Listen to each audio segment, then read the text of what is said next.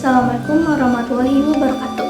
Perkenalkan, nama saya Alia Maulida dengan NIM 240211036 dari kelas IKA 24A.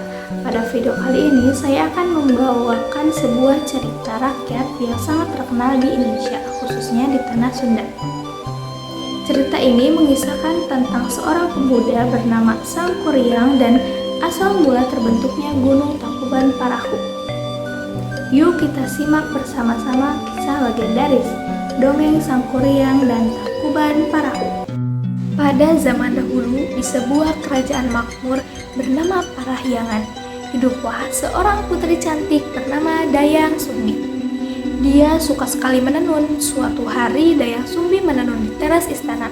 Entah kenapa hari itu dia sedikit pusing dan lemas.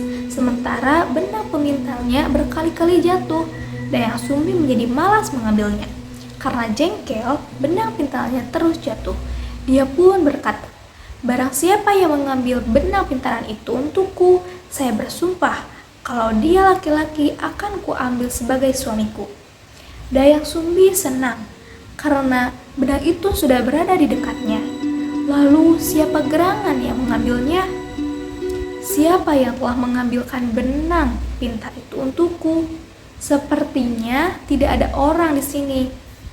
Betapa terkejutnya Dayang Sumbi karena yang mengambil benang itu adalah si Tumang, anjing kerajaan yang terkenal setia dan sakti.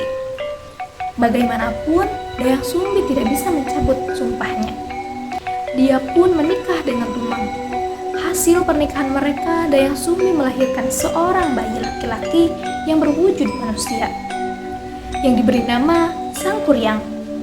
Tumang berpesan kepada Dayang Sumbi supaya tidak mengatakan pada Sangkuriang jika Tumang adalah ayahnya. Sangkuriang tumbuh menjadi anak laki-laki yang sehat, lincah, dan cerdas. Tumang pun selalu mengikuti Sangkuriang kemana dia pergi, serta mengajarkan kesepian yang dimilikinya.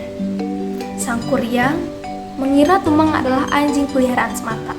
Dia tidak mengetahui jika Tumang adalah ayahnya. Suatu hari, Dayang Sumbi menyuruh Sangkuriang berburu binatang untuk pesta di istana. Sangkuriang pun pergi ke hutan ditemani Tumang. Sayangnya sampai hari gelap dia tidak mendapatkan hasil. Karena jengkel, akhirnya Sangkuriang itu membunuh si Tumang dan menyilahkan dagingnya sebagai hasil buruan untuk pesta di istana. Dayang Sumbi tidak mengetahui jika daging itu adalah si Tumang.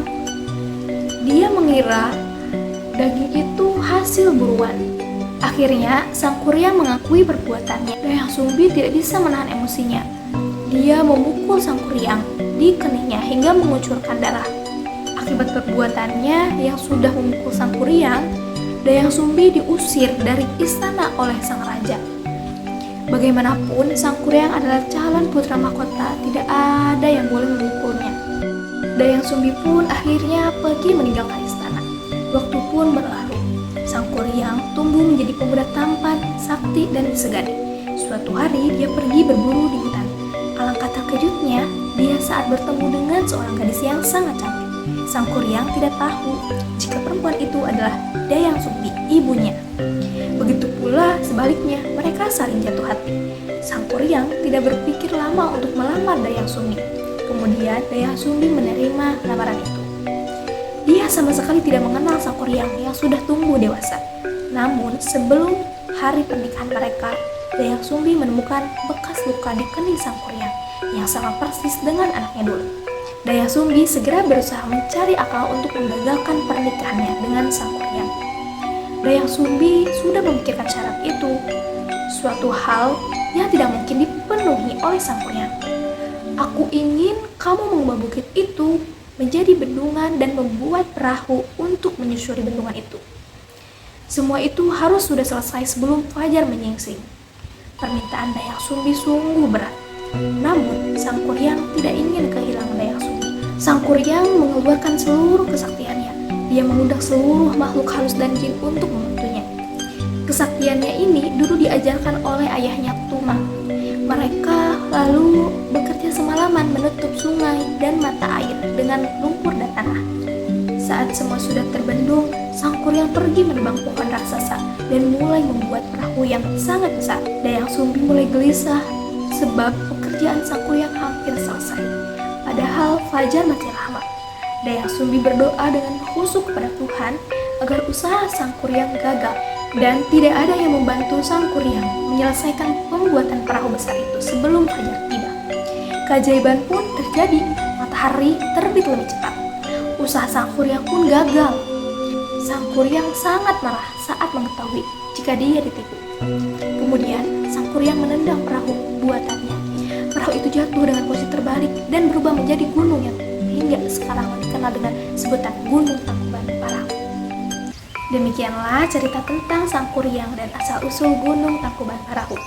Dari kisah ini kita bisa belajar bahwa setiap tindakan itu memiliki konsekuensi dan bahwa kejujuran serta kesabaran adalah hal penting dalam hidup.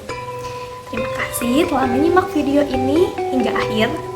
Semoga cerita ini bisa menambah wawasan kita semua tentang kekayaan budaya dan legenda Nusantara yang ada di Indonesia. Sekian, Assalamualaikum warahmatullahi wabarakatuh.